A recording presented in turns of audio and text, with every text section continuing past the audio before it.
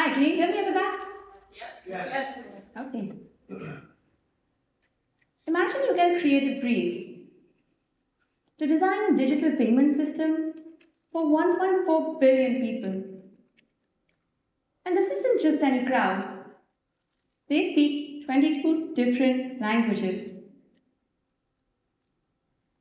500 million of them are on smartphones, while another 350 million or so still use those old school feature phones. Anyone remember playing Snake on those? I definitely did.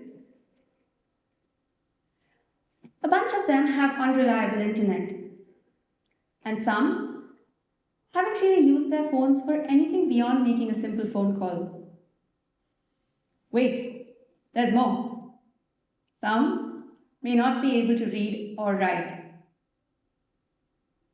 Now, this isn't just some hypothetical brief. This is exactly what India's Unified Payment Interface, or UPI for short, was up against. And that's what makes this a masterclass in inclusive design. Hi, I'm Tanvi Kanakia, and over the past decade, I have worked with organizations from large Fortune 500 clients to small budding startups over 3 continents, and I help them design solutions that are truly user-centric and inclusive. Inclusive design is about creating solutions that are usable by as wide a range of people as possible. These may be services, products, environments that consider the full range of human diversity: age, language, gender, economic status, just to name a few. Inclusive design specifically tries to consider those who are typically excluded. During my last visit to India, I experienced the impact of UPI firsthand. I got into an auto rickshaw, like I normally would, and when it was time to pay, I reached for my wallet, like I normally would. I didn't have exact change. The driver pointed to this QR code and said, UPI kar do, just UPI it to me. In that moment, I realized I was witnessing a revolution, a digital revolution facilitated by UPI. Here's how this revolution works. It's a 4-step revolution. You start by scanning the QR code of the merchant, enter the amount that you want to pay. Let's just say I want to pay 100 rupees. Confirm that with your secure PIN, a 4-digit secure PIN, and that's it. You have now witnessed the way millions of Indians transact. These 4 screens, they're changing the way an entire country works. It's changing the financial landscape of India. Prior to this, if someone had asked me, how difficult is it for me to make a payment? I would have said, it's simple. No big deal. I do it all the time. And there are so many options too.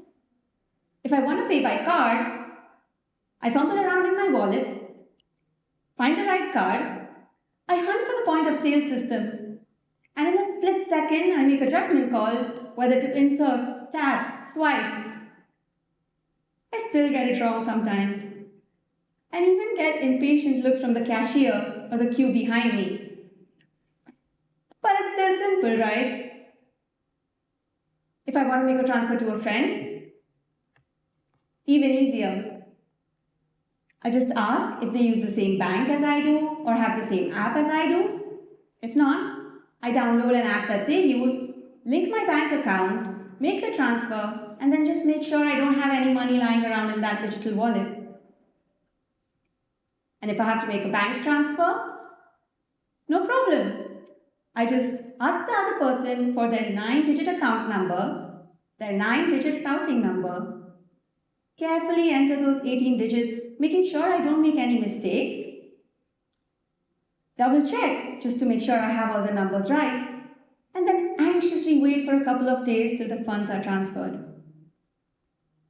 With every passing day that the funds don't get transferred, I question if I entered the right amount in the first place. There are so many of these micro interactions that we don't even think about because that's just how things are done. That's why UPI's simple user interface stood out in such stark contrast. Money from my account going into another account instantaneously. No need to be with the same bank, have the same app, pay merchant fees or any other fees. And the best part, the transaction cost of UPI is so low that it's feasible even to transfer a single cent. UPI is part of India's push to develop a digital public infrastructure, creating the foundation on which private players can innovate. The best part about this system is that it's completely interoperable. There are 500 banks that are linked in its network and over 70 apps that are part of this ecosystem. Imagine if only Verizon customers could call fellow Verizon customers. Or if it took a couple of days for an iPhone user to call an Android user. That sounds pretty bizarre, doesn't it? But that's exactly what the financial landscape was prior to UPI. But now, it's like anyone can pay anyone else at an incredibly low cost and extremely conveniently. UPI is more than just a payment method. It's transforming the behaviors and interactions of an entire society. In a country where cash was king, UPI has now become the norm. India does 12 billion UPI transactions every month. That's right, every month. From the roadside vendor to my local grocer, from high-end stores to top-notch hospitals. You can even apply for an IPO using UPI. I've seen it being used in the most unlikeliest of places. Like this performer at a wedding accepts tips via UPI. You can now pay for a ticket to the Eiffel Tower using UPI. And donations at my local temple are now UPI enabled. Even the gods are saying, God bless UPI. I want you to consider the opposite of inclusion. Exclusion. Being left out. And historically, 80% of India was excluded from essential financial services. To understand this better, let's take an example of Devi. Devi is one of the millions of unbanked and underbanked individuals in India. Her day is simple but uncertain. She buys bananas in the morning, sells them throughout the day, and uses whatever profits she makes to stock up for the next day. If she has a slower day on a particular day, it directly impacts her ability to do business the next day.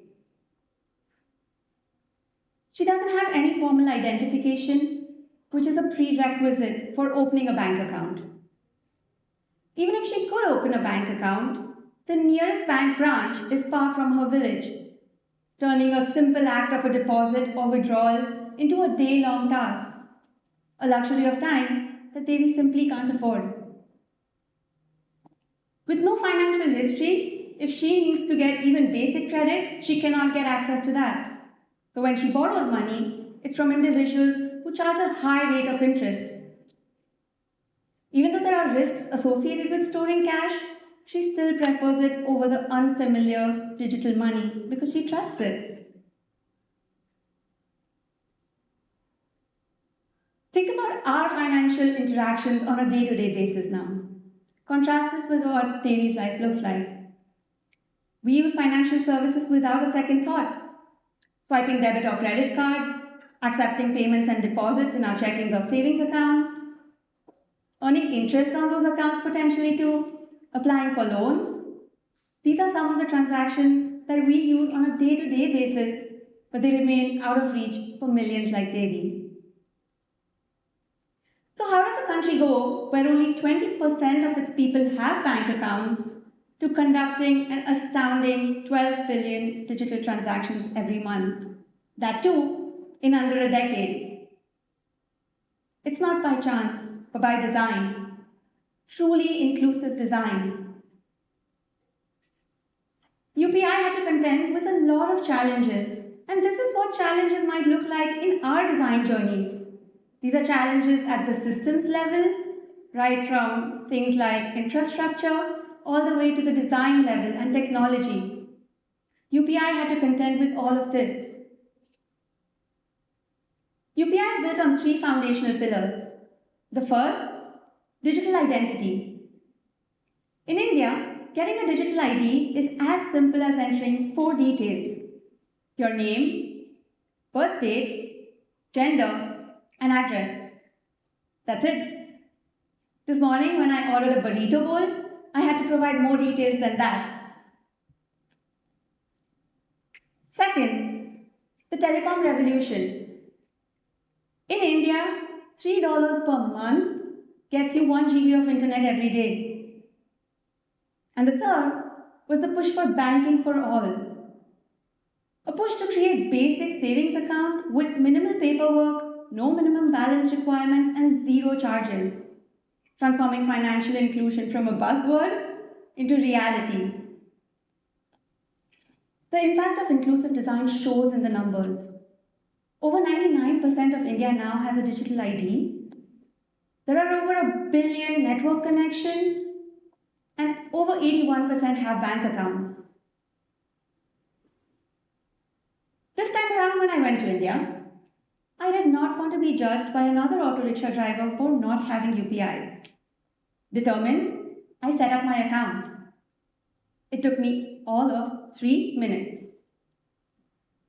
I downloaded any of the UPI app of my choice. I simply entered my mobile number, and after that, everything worked like magic. All the bank accounts associated with my mobile number showed up. I selected the one I wanted to use, entered some debit card details, created a secure PIN, and I was good to go. Because a mobile number is a unique identifier, it's equally easy for someone without a smartphone to set up. So someone with a feature phone can do transactions just like you and I. For sellers, it's even more streamlined. Agents from UPI-enabled apps are incentivized to help sellers set up their account. They even print QR codes for them. So the seller doesn't have any expense, doesn't need to do any work for the QR code or setting up his account, doesn't need to pay for a point of sale system or incur any recurring costs. Let's fast forward to today and look at what Devi's world looks like. There's a small but important addition to her stall. This QR code. The first customer for the day comes in and pays with a simple scan. The beauty lies in what happens next.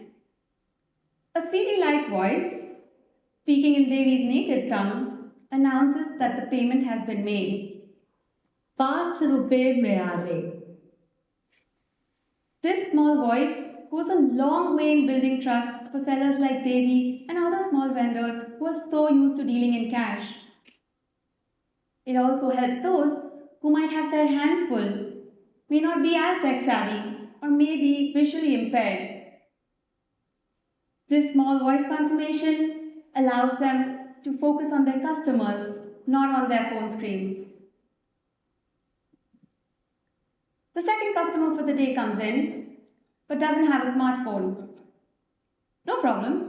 He can make a payment just like you and I. He can use what's called a missed call to make a payment. Missed calls are a common practice in India. Think about it like a callback feature, but with a little bit of a twist. Here's how it works. He dials Devi's merchant number, which is a unique number for Devi. He waits for it to ring and hangs up. immediately.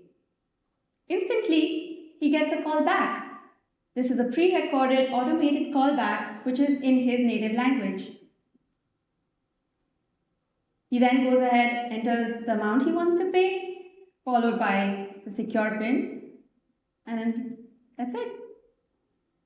Turning this common behavior of a missed call into a unique and verification system is inclusive design at its absolute best. Hello UPI is turning complex digital transactions into simple voice commands. Now, even my 83-year-old grandmother can pay our local grocer by simply asking Alexa, "Bhavesh भाई ने 20 रुपया आप ही दो ना?"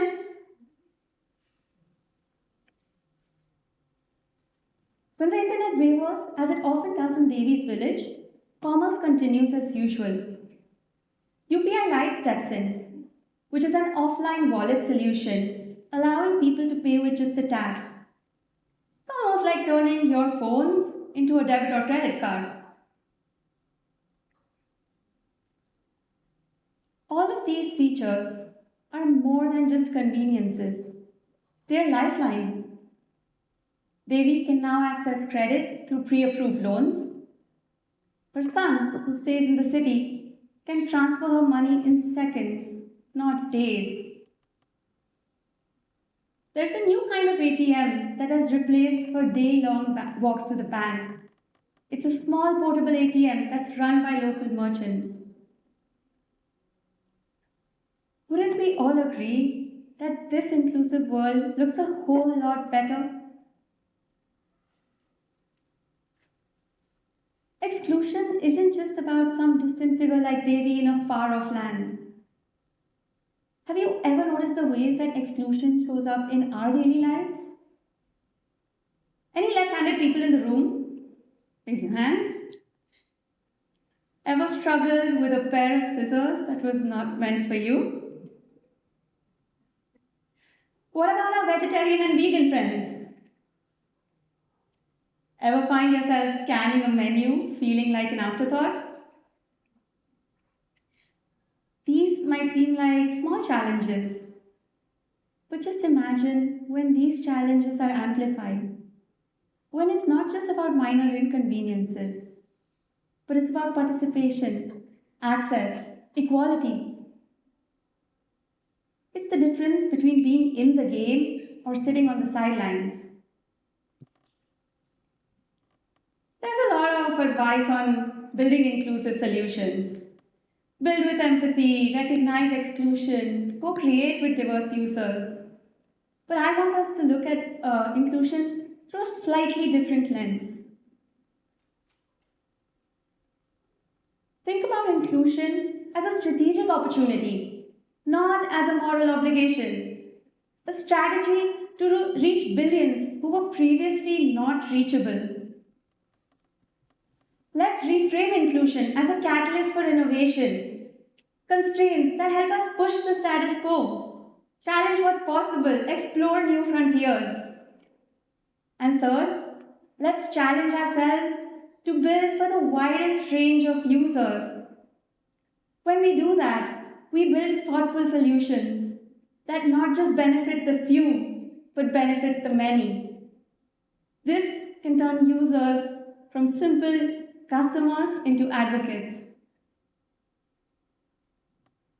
Governments aren't typically known to be at the forefront of innovation. But let this be our inspiration. If a government can implement an inclusive design solution for 1.4 billion people, imagine what we can collectively do for all of humanity. Let's pledge to build a more inclusive future. One where inclusion is not just discussed at conferences or is an afterthought in a brief, but simply the way we do things every single day. Thank you.